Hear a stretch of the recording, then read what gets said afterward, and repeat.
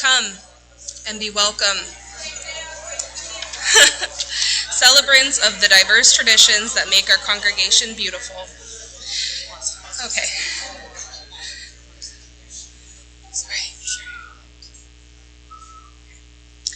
Come and be welcome, celebrants of the diverse traditions that make our congregation beautiful. Be it Hanukkah, Kwanzaa, Yule, Christmas, or another special day, let us come together to share our light in the growing darkness. These winter holidays are an invaluable time to spend connecting with our family and community. To fully immerse yourself in this community during our service, please remember to silence your cell phones. As for joys and concerns, please remember to write them on a slip of paper to be read at the appropriate time. As a pagan that celebrates Yule, I am beaming with pride to have the opportunity to share my favorite holiday with you all. For those that may not be aware, pagans believe that Yule is yet another time where spirits wander among us. These spirits can be literal souls of our lost loved ones, but can also represent what is figuratively haunting us. I welcome you to make room for both during our service, as the winter solstice is a time for celebration and reflection. I'll now turn the mic over to Walt, who will share a poem with us.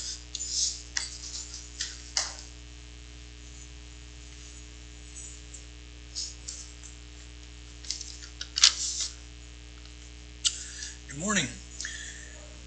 Today would have been my mother's 99th birthday, and this just happened to be her favorite poem, so I'm honored to have a chance to read this. Like many poems, it leaves unsaid an awful lot of questions for you to answer. Stopping by Woods on a Snowy Evening by Robert Frost. Whose woods these are, I think I know. His house is in the village, though. He will not mind me stopping here to watch his woods filled up with snow. My little horse must think it queer to stop without a farmhouse near, between the woods and frozen lake, the darkest evening of the year. He gives his harness bells a shake to ask if there is some mistake. The only other sounds the sweep of easy wind and downy flake. The woods are lovely, dark and deep, but I have promises to keep and miles to go before I sleep. And miles to go before I sleep. Thank you.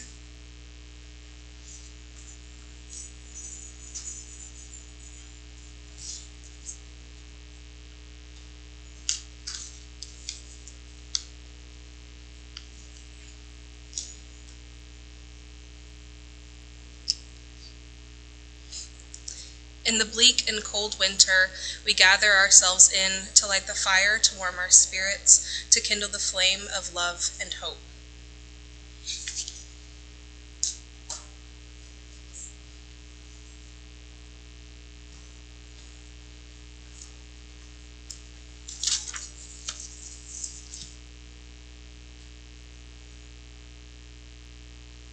It is time for the story for all ages.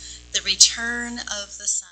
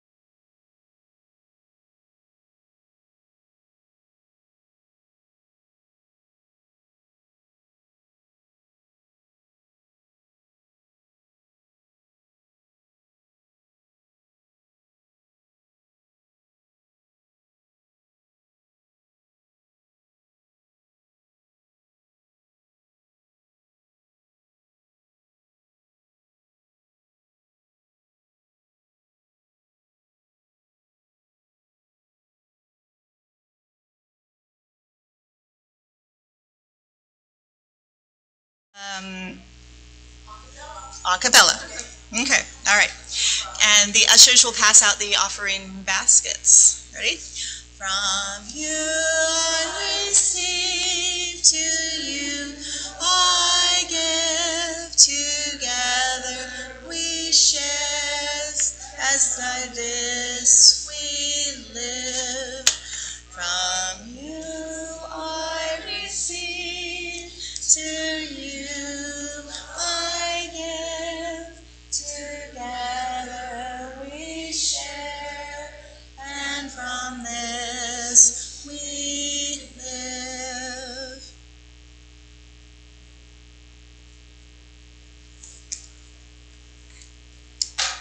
Thank you all for your generous contributions. Earlier I mentioned that the winter solstice is a cause for celebration and reflection, and during this time of year we both look within ourselves to reflect as well as look up in celebrations.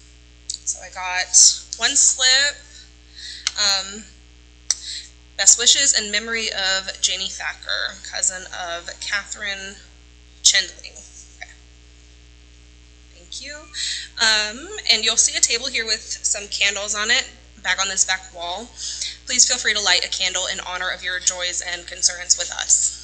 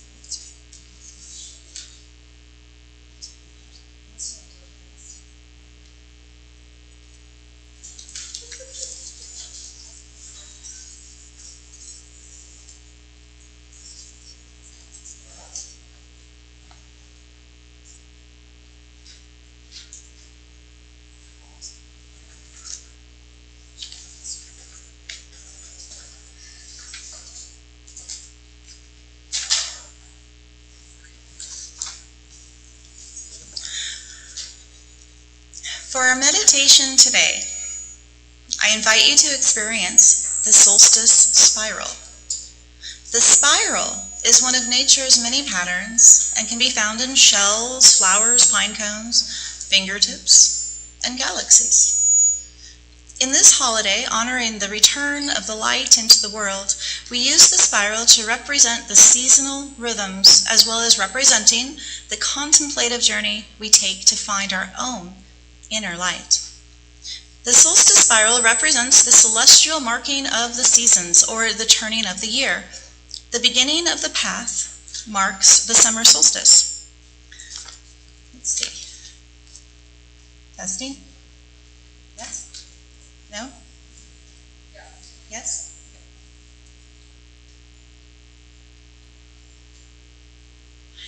As we spiral inward through the labyrinth, it represents moving towards autumn, where the days grow shorter. As we make our way to the very, very center, we come all the way to the very longest night and the shortest day, which is the winter solstice.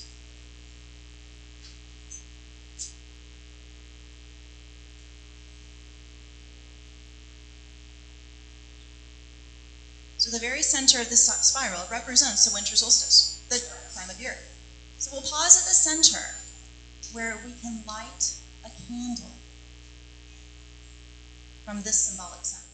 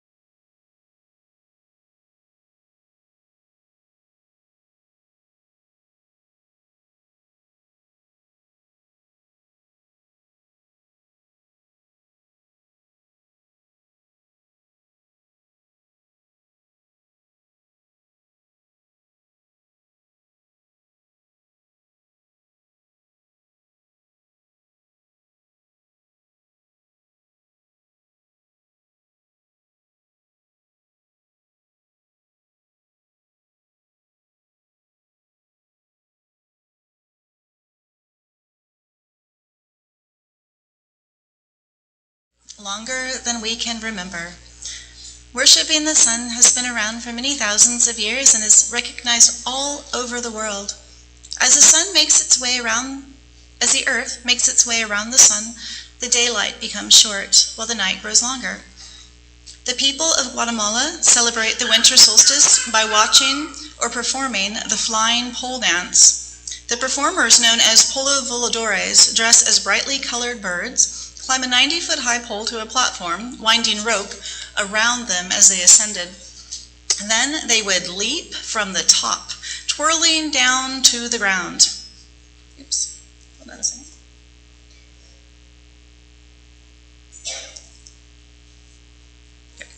It was believed that if a polo voladore could land on their feet, the sun would return faster. The people of Iran celebrate Yalda, the victory of light over dark, and the birthday of the sun god Mithra. Families celebrate together with special foods like nuts and pomegranates, and some stay awake all night long to welcome the morning sun. The people of China celebrate Dongji, the arrival of winter. It is thought to have started as an end-of-harvest festival, with workers returning from the fields and enjoying the fruits of their labors with family. The Hopi people of northern Arizona celebrate Soyal. Ceremonies and rituals include purification, dancing, and sometimes gift-giving. At the time of the solstice, Hopi welcomed the Kachinas, protective spirits from the mountains. Prayer sticks are crafted and used for various blessings and other rituals. And the Roman people celebrated Saturnalia at the end of their harvest season to honor Saturn, god of wealth, agriculture, renewal, and time. Saturnalia was eventually assimilated into the holiday we know today as Christmas. All over the world, the shortening and lengthening of the daylight hours is observed, and stories were told to explain it. Even at the equator, where the day and night is always the same length, the sun rose and fell at different places. And there are stories for that as well. While so very many places around the world had their own stories and thoughts for the shortening days, it was of the utmost importance for our neighbors in the north. The nights would stretch longer and longer until there was almost no end in sight. The darkness was so deep and the temperature so cold without the sun to warm them. The winter solstice that we celebrate today is called Yule in the north, and it came a long time before Christmas. With the rise of Christianity came the assimilation and integration of many pagan holidays. In order to bring more people into the religion of Christianity, names and dates were changed, and ideas were incorporated. Most of the symbols of Christmas were once known by a different name.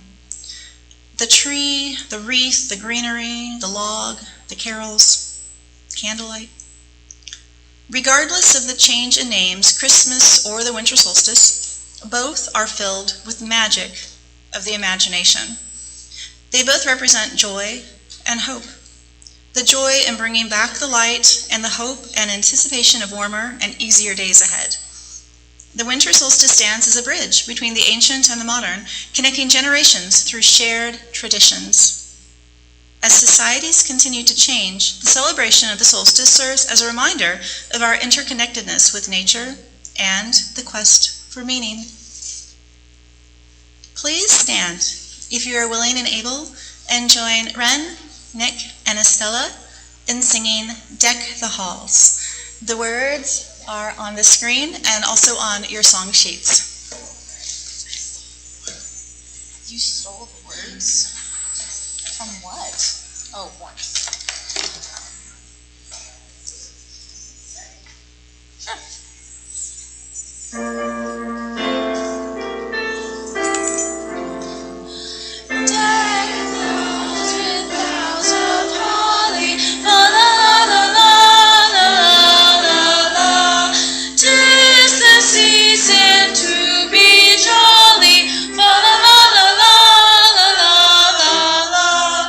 Don't we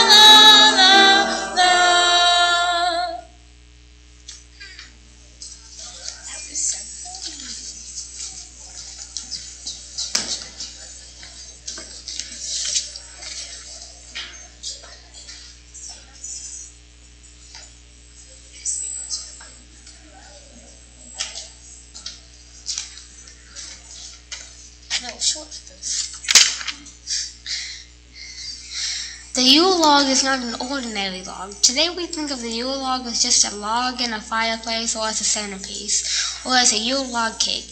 A real Yule log, though, was so much larger than these. The Yule log was the trunk of a large tree, usually oak, and it played a very important part during the Winter Solstice celebrations. The Yule log burning tradition involved bringing a giant tree trunk into a home on the first night of the Winter Solstice and placing the large end inside the fireplace to feed a fire that would last for 12 full days until the end of the Winter Solstice celebrations. A piece of the log from the previous year was used to light the new log, and it was a miniature symbol of the sun's return after the solstice. In modern times, specifically in the northern hemisphere where the December solstice and Christmas celebrations are in the cold winter season, Yule logs are no longer large tree trunks that people drag into the home and burn in their hearts. Instead, people sometimes take small logs to double as a centerpiece, then decorate them with clothes, winter greenery such as mistletoe and pine cones. Sometimes candles are even added. Cakes that are rolled into a spiral and decorated as logs are also very popular now. We have come a long way from the necessary warmth of the Yule log burning for 12 days straight during the darkest part of the year to the delicious sweet Yule log cake of today.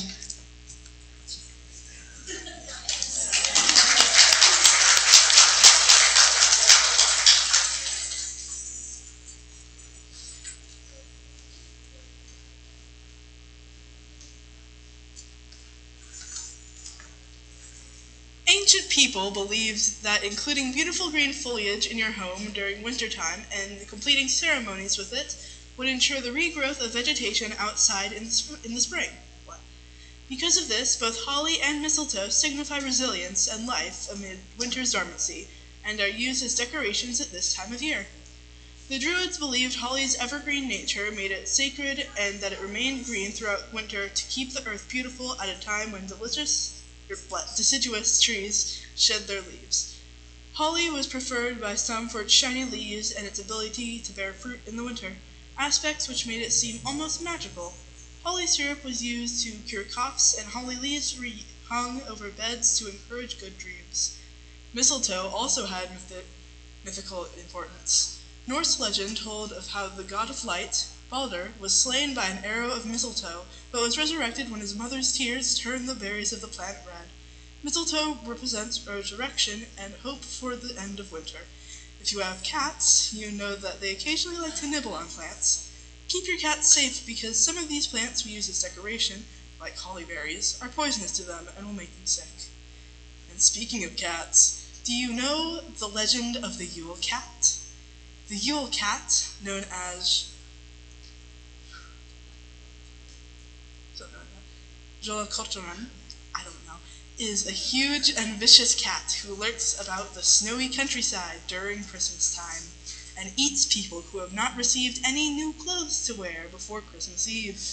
You see, in Iceland, processing wool was one of the key activities, and people wanted an incentive for workers to finish processing it before Christmas. The people that took part in the work were rewarded with new clothes, but those that didn't would get nothing, and they would be preyed upon by the gigantic and toothy Yule cat.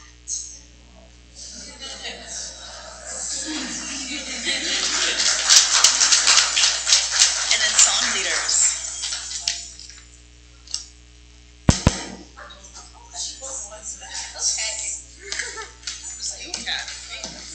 Yule cat. Yes, it was. The Yule cat is angry with us.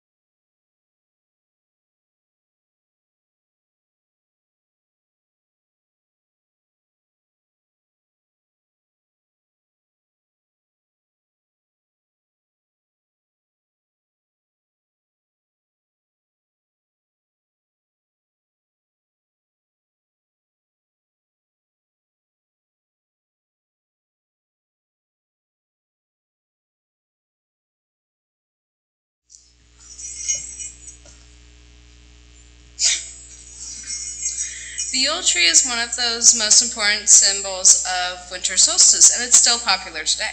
A long time ago, people would cut down evergreen trees and bring them indoors to symbolize life, spring, rebirth, renewal, and hope. Not all Yule trees were cut down, though. Our ancestors would decorate evergreen trees outside as well, with natural items like berries, pine cones, and fruit. Birds, deer, and other wildlife would come and enjoy the food throughout the winter. Our ancestors believed that because the tree stayed green even after other trees lost their leaves, it had power. The tree was thought to defeat the winter demons and keep death and destruction at bay. Because of their strength and tenacity, they were also believed to encourage the sun's return. Some ancient cultures revered evergreen trees for their symbolic significance. They saw them as representations of immortality and fertility, elements tied to the broader themes of rebirth and renewal that are associated with solstice. Because Yule was eventually assimilated into Christmas, now we know the Yule tree as the Christmas tree.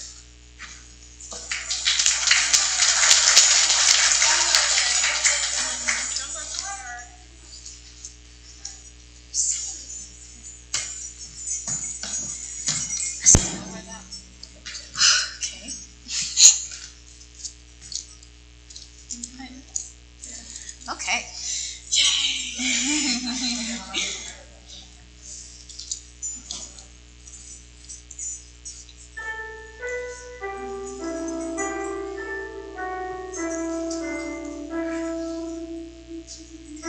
Night is dark without end in sight. The sun has slept away the longest night. The cold and dark shifts our bones with fire in our arms. We say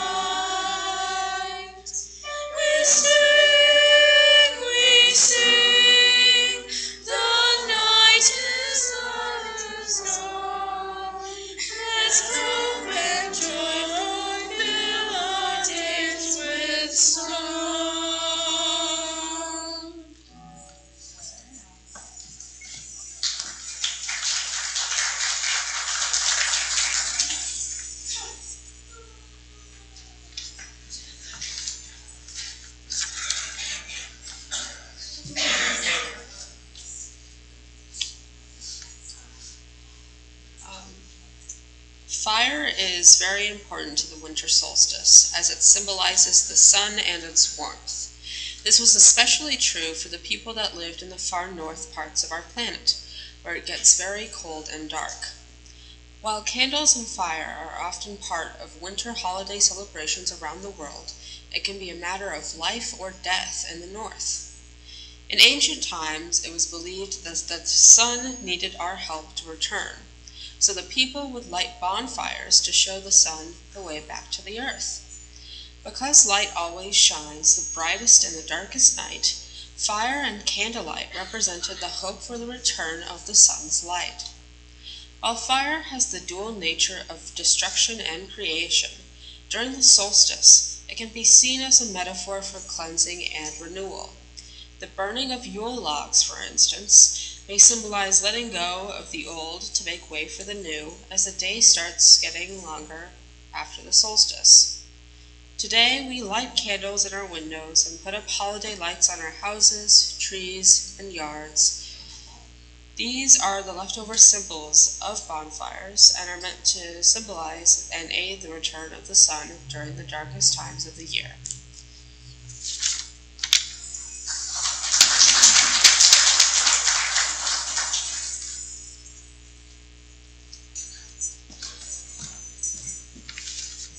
Music is a very important aspect of the winter solstice. Caroling was a popular Yule tradition when children honored the winter solstice with song. They would go through the villages singing door to door. The villagers, in return, would reward them with tokens and sweets and small gifts, which symbolized the food and prosperity given by the mother goddess of all her earthly children. This tradition continues on today with caroling parties and including people of all ages. Bells were also rung during the winter solstice to drive away bad spirits that surfaced during the dark times of the year. They were rung in the morning as everyone began to wake and chase away the dark days and herald in the warmer, brighter days following the solstice. They symbolize renewal, awakening, and triumph of light over darkness. Bells are now an integral part of our holiday season and are used as decoration, and song are even written about them.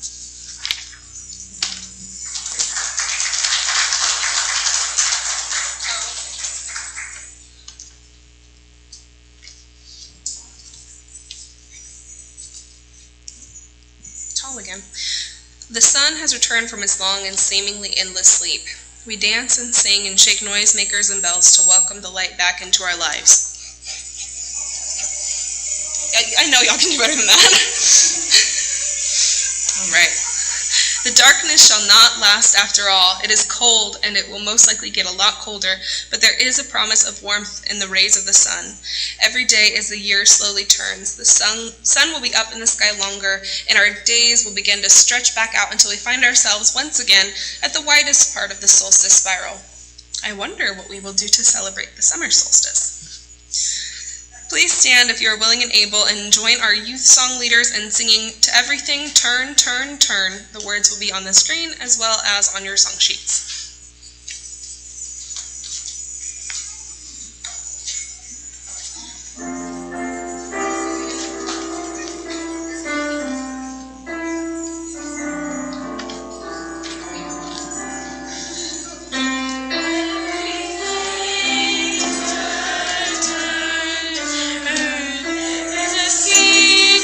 Turn, turn, turn,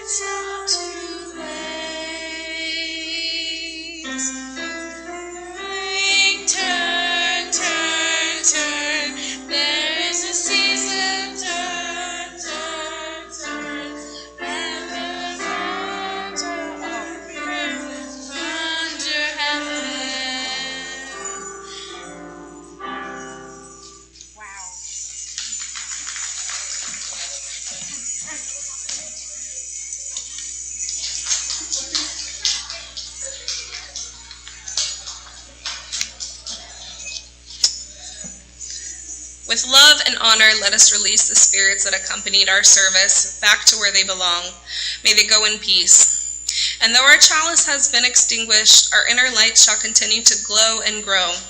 Let us take our individual lights to our families, neighbors, communities, and kindle the flames within others so that the entire planet glows with light and warmth that we can all share.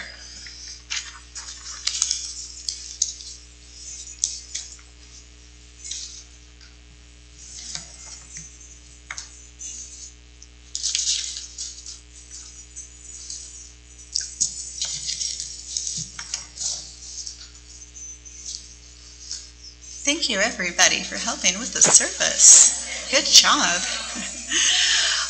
The program council would like to honor the service of that Jake Starr has given to the UUFT for the past several years as our tech expert.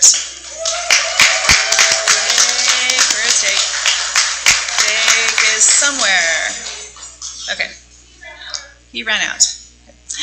We plan to do a proper thank you in January after the craziness of the holidays. Watch for more information on Facebook and emails. And now I would like to present to you our new tech expert, Dylan Cook.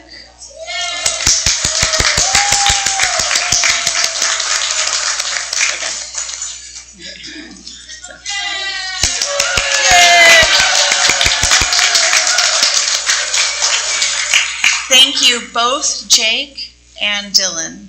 And Jake, we are excited to welcome you back as a regular UUFT member starting in January.